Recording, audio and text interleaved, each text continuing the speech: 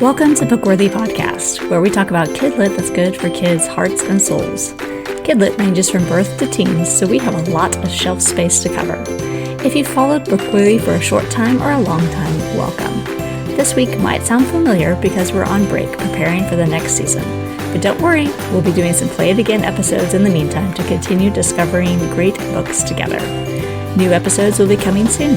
Happy reading!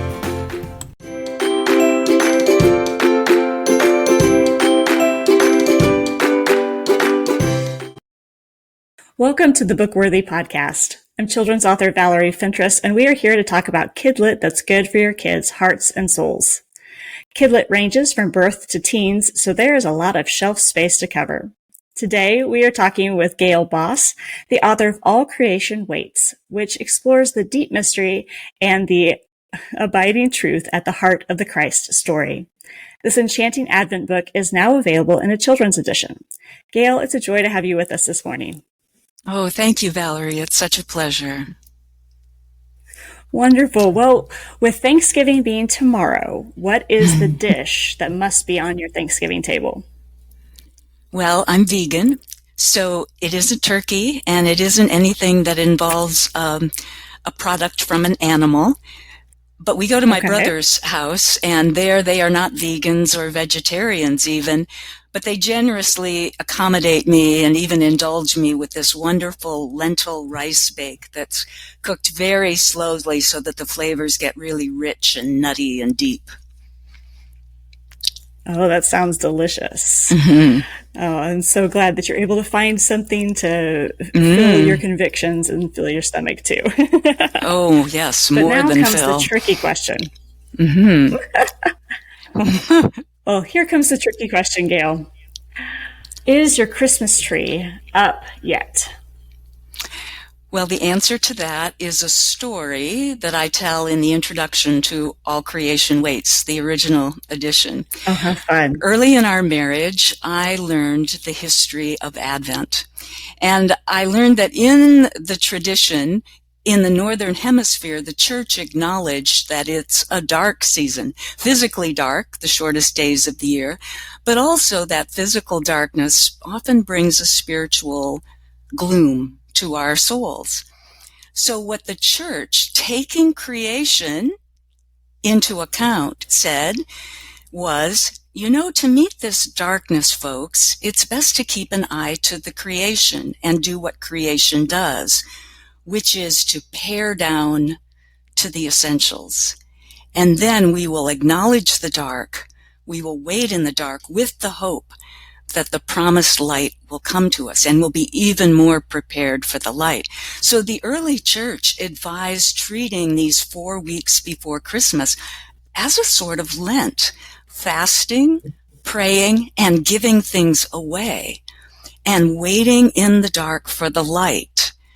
So I had suffered from a seasonal depression all my life, in December especially, and I thought this might be the key to my own healing. So I convinced my husband that we were going to keep an ancient Advent. And so we kept all the decorations in the boxes, including the tree, no tree. We didn't sing any Christmas carols. We didn't hold any parties. We waited in the dark with hope for the coming light. We had some rituals that made that waiting in the dark very rich. We had an Advent wreath where we would sing around it in the dark, O come, Emmanuel. We had a Jesse tree where we told the stories of God's people waiting for a Savior. And we also had an Advent calendar that had pictures of animals behind each of the doors. And I'll talk about why in a few minutes. But I found that then when Christmas came and we pulled out the tree and had a big party to celebrate the light coming and all of the decorations and the Christmas carols, I found that my seasonal depression, once we began celebrating Advent that way, vanished because I had acknowledged what was going on in my body as a result of what was going on in the creation around us. So we have celebrated that way ever since 1986, right through, yes, the raising of our children. And the tree does not go up until Christmas Eve. So no, it's not That up. is beautiful. Not up yet, but yeah, that is a beautiful story. And I love how it just, you look at like old movies and ways that Christmas is depicted. And usually I've always been curious of why some people always put up their Christmas tree just before the Christmas Eve. They go out on Christmas Eve, get their tree and put it up. And I was like, that is amazing. I didn't know that about Advent's history. Yeah. And I love how your book does encourage that waiting, that hoping, that rest, because I think that's something that's often lost in our culture, is that understanding our need for a season of rest. Now, I'm guessing this is most of your inspiration for All Creation Waits, but what else kind of led you to this original story that you had made for more adults and older children? Yeah, thanks for asking that. Well, I had, as I mentioned, this Advent calendar. And the reason I had an Advent calendar with animals behind each of the little doors was that when we started to have children in 1991, I knew that I wanted to add an Advent calendar to our rituals and our practices. And I knew I wanted the Advent calendar to embody this sense of waiting in the dark. But when I went to look for an Advent calendar, all the commercial ones had pictures of reindeer or candy canes or gift packages, or they had pictures of the cast of the Nativity.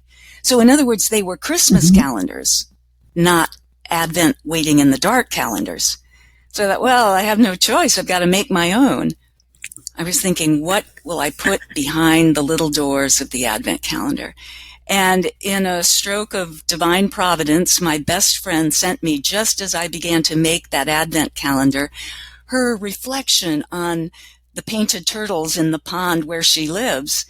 And she said, the turtles have it right. When a soul feels itself in a dark time, a soul goes deep and buries itself. And I thought, that's it. For my Advent calendar to embody waiting in the cold and dark, I'll put animals, and we'll start with turtle. And then the animals just started lining up to be on my Advent calendar. There was a muskrat and a doe and a crow and a goose, all of them symbols for how a healthy soul might respond when it feels under the pressure of dark and cold. And children love pictures of animals. So my children were getting just, oh, today it's a bear. And then we would talk about, why in the world do we have a bear on our Advent calendar? And we would talk about the natural history, what a bear, at least in the Northern Hemisphere, does during the cold and dark, and why she can be a teacher to us in the cold and dark. So that was the Advent calendar that I made for my little ones. And it wasn't until 17 years after I made the Advent calendar for my children. So all my kids, except one, was launched, was out of the house. And I thought, gee, this might be make a nice book of reflections for adults. I think it might have happened because we would invite adults over during Advent, and then they'd have to walk through our rituals, including the Advent calendar. And a few people might say, that's strange but cool. And I thought, well, maybe it would be an interesting book of reflections for adults, much expanded and elaborated and with a different kind of language than the little booklet I had to go along with the Advent calendar for my boys.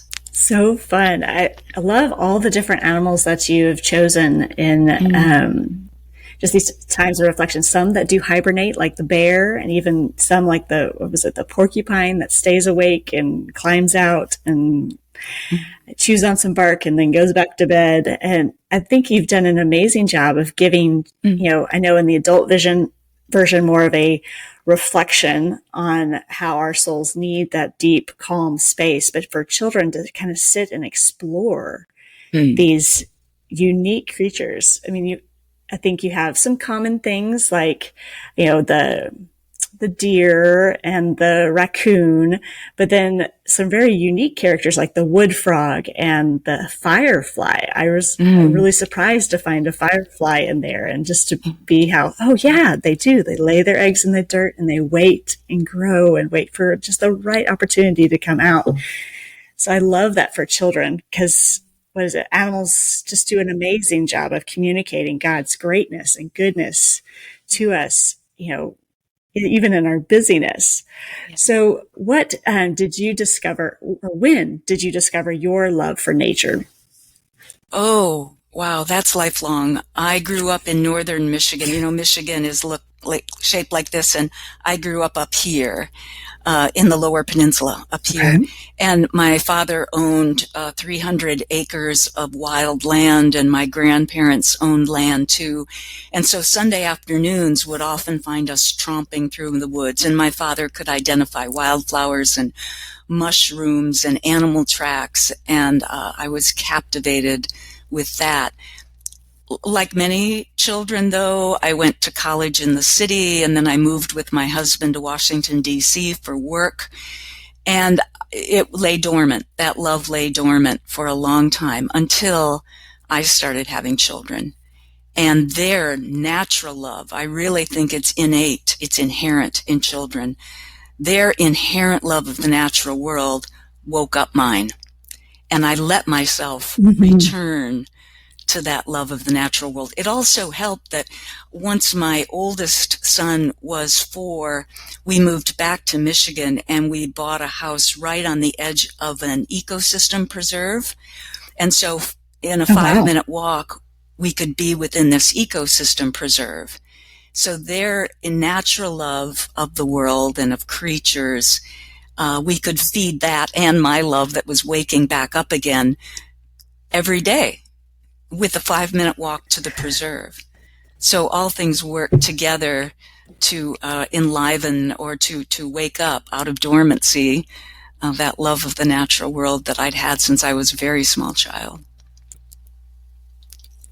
Oh, that is an amazing story. And I love that, like you just kind of bringing these whole themes of dormancy in your own life and just reawakening your own interests and your own, both spiritual and natural love for the world around you. Now, I guess with a love of nature and exploring the nature preserve near your home with your kids, how, other than just that walking and exploring all the creatures you must have found, how did you implement this patience and waiting in your own home with your children? I think it's something they catch. It's a contagion. And I had been thinking and learning practices of quiet and contemplation for many years before I had my children. I didn't have my first child until I was 34. And so I'd had a long time to begin that practice. Not that I was in any way accomplished or proficient at meditation, contemplation, and prayer by the time I started having children. And even if I had, the flurry of child raising will test it sorely anyway. But I was so persuaded that practice was life-giving and restored my soul, as the psalmist says, the prayer of quiet, a life of quiet, even when I was in the throes of raising young children. And I think my kids caught it. I think it's a contagion. They are not going to practice anything we impose on them if we're not practicing it ourselves.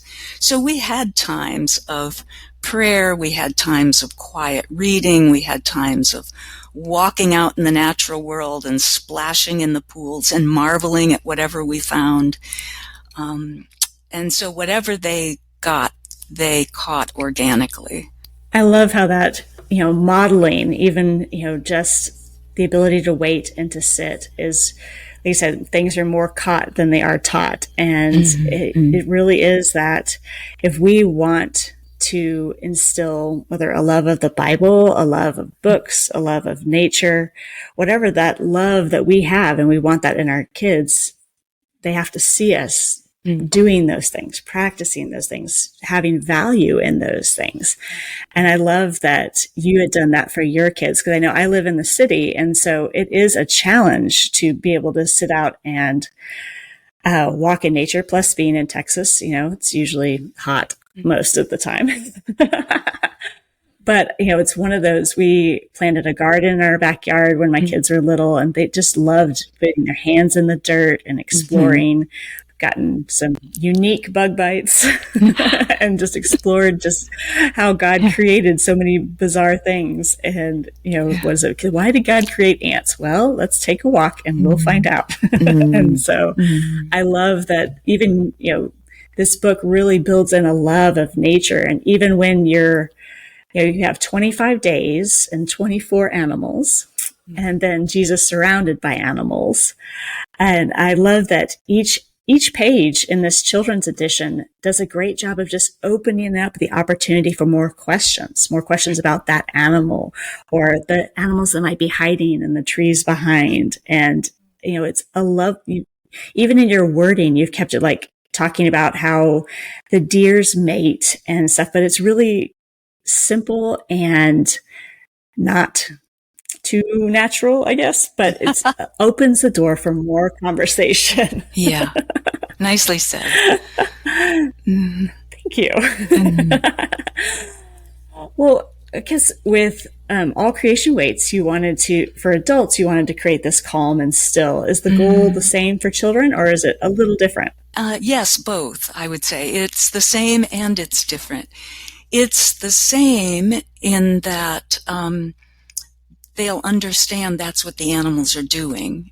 They are each in their own way waiting. Even the fox squirrel that is just as busy in winter as he is in summer is waiting in the sense that he has many fewer hours to scurry about. It's a diurnal animal. He's only busy during the day. And the days in Michigan are pretty short, so he has much more time to rock up there in the trees and wait for daylight. So even the busiest animals are waiting. It's a little different in that I want children to absorb first and foremost is this sense of amazingness of the animals and this utter awe at the amazing ways they have been created. And I think then once they revere them and respect them and love them, then they're ready to learn from them. And what each child learns may be different from what I've learned.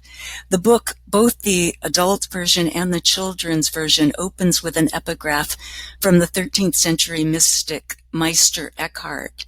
Every creature is full of God and is a book about God. I want children to want to go to animals and read that book for themselves. And I hope that's what the children's book does. Oh, I love that. Oh, Mama, we got to see a muskrat. Where can we see a muskrat? Very neat. Yeah, it kind of reminds me of Romans 1:20, kind of since the creation of the world, God's invisible qualities have been clearly seen and understood by what he had made. And I love that. I mean, God speaks to me massively through nature and just being able to sit and be still. And I love that you're wanting to awaken this love of nature in children by teaching them just to sit and explore. Because I think we can get really busy in our lives. I know, here, my kids have been in a really busy season with school starting and all their activities. But there's these few days of our week that are just still, and you can kind of just see them. The weight of the world lifts, and they're just able to enjoy each other. And I think we forget to do that sometimes. Children are hungry for it. And we don't want them to grow up into the anxious adults that most of us have become. Yeah. Very true. Now, did you always want to be an author, Gail? I wouldn't have said that, but as I was writing my website, I remembered that I wrote my first story. I remember writing my first story in 4th grade, and it was about a small rabbit in a big woods. And Mrs. Hartnell, my 4th grade teacher, gently suggested some ways that the story might be improved, and I burst into tears. I think I've gotten better at receiving critique since then, but what that points out to me is that even then, in fourth grade, at the age of, what would I have been, 10, 9 or 10, writing mattered to me. I don't think I would have burst into tears if she'd corrected my math paper. But something that I had written, and something about, and already I was writing about small rabbits in big woods. I think the seed was there long ago, and it took me well into adulthood to acknowledge it. It's neat how, what is it? There's a lot of writers that I've gotten to talk to that fourth grade year is really kind of this turning point. And sometimes, the teacher either embraces that creativity and encourages that creativity, or awakens or makes you aware of your interest and passion for writing. And I love that teachers do that, and just the power that teachers have on little hearts and minds. Now, what is your favorite book? Of all time? Of all time, yes, other than the Bible. Oh. That one gets number one spot. Yeah, it does in my heart too. I mean, the Bible I read daily. Yeah, I think, because you asked me to think about this, and it was tough, but I think as I look back over my life, it would be the Chronicles of Narnia. Because they not only shaped my worldview, they persuaded me of the power of stories. Persuade us that there is a world so much bigger and more mysterious and awesome, and it's just beyond the wardrobe door. It is so very close. And we can realize it in our own life. Stories can do that. And they can awaken us to that world. So I would say that just by the way it shaped my worldview, those books, which I first read not until early high school years, and then I reread them, and of course I read them to my children, I think those were really, really powerful for me. I knew we were going to be good friends, Gail, because me too. Chronicles of Narnia, just that book that just awakens your mind to there's a world beyond our world within our world. And so it definitely for kids to awaken them to see beyond the room that they're in, that there is such magic in our world, whether that's more natural magic than actual like Harry Potter magic. But, I don't know. That's semantics, I guess. Yeah. Well, what was your favorite children's book to read to your kiddos? Well, Chronicles of Narnia, although it's not really a children's book, I guess, a picture book. I would be hard-pressed.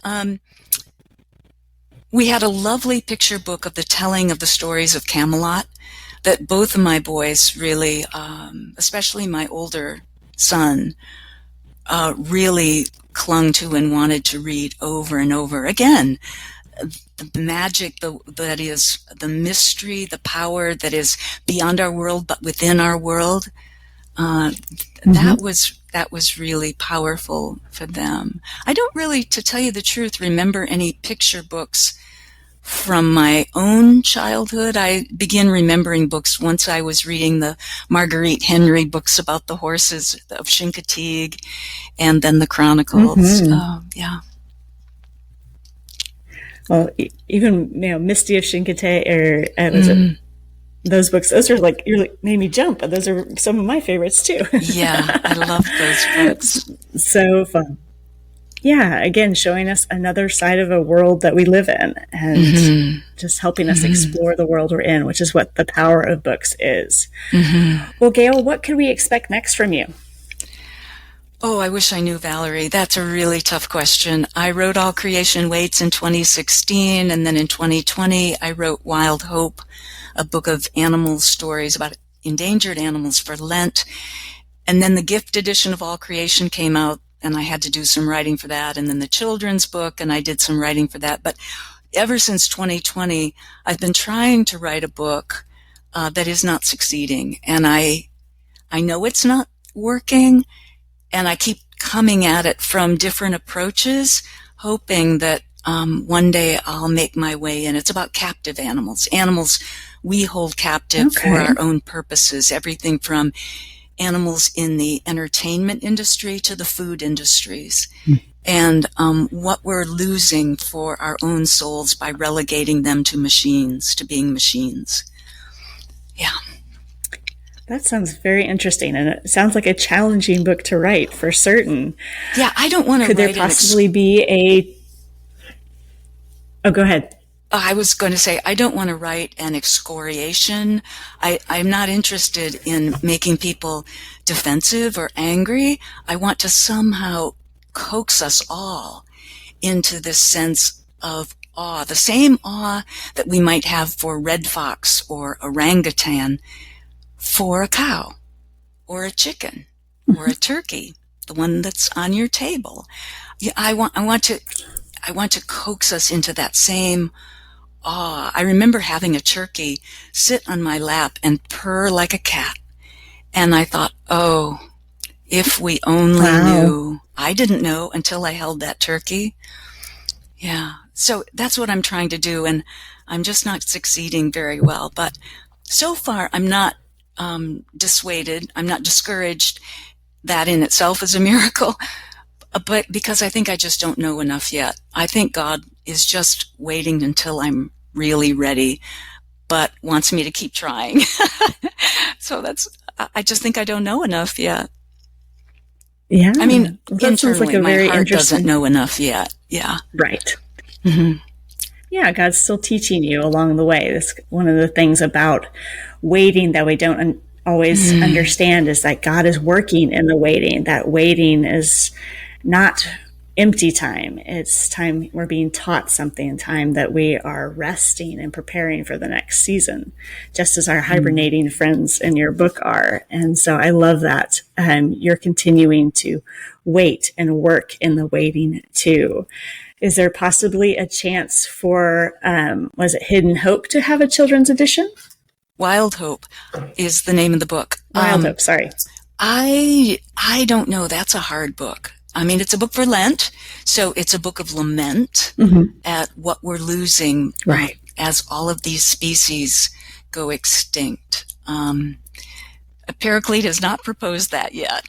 And so I think it's unlikely. You have to be, in fact, even as an adult, you have to be a pretty spiritually mature adult, I think, to be able to get to the end of it and believe that there is, even in all of this destruction, some seed of resurrection. The refrain in all creation waits that a child will hear each day of Advent is, the dark is not an end, it's a door. It's the way a new beginning comes. That's the gospel in 2 lines. And it's just as true for Wild Hope. The dark as this extinction crisis is not an end. It's a door. It's the way a new beginning comes. But the beginning is up to us also in partnership with God. Yeah. Very true. I think, well, we might need to nudge Paraclete a little bit, but... Wait, I'm not sure I want to write the children's edition, so let's not nudge yet. Okay. You let me know when. Thanks. Well, Gail, where can people find out more about you? My website has a nice survey of the books and some beautiful pictures of foxes and other creatures too, and a little bit more of the backstory about how I wrote each one. So just go to gailboss.com. Wonderful. Well, I look forward to following you and to find out more about whatever you come up with next. I love that you're just a reflective soul, not just in yourself, but in your words as well. Thank you so much for joining us today. Yeah, an utter pleasure. Thank you, Valerie. And thank you for joining Gail and me on this episode of the Bookworthy Podcast. And happy Thanksgiving. Be sure to check out the show notes for any books or links that we discussed. Let us know in the comments if your Christmas tree goes up before or after Thanksgiving. Then hit that like and subscribe button to help us discover more great books together. Happy reading.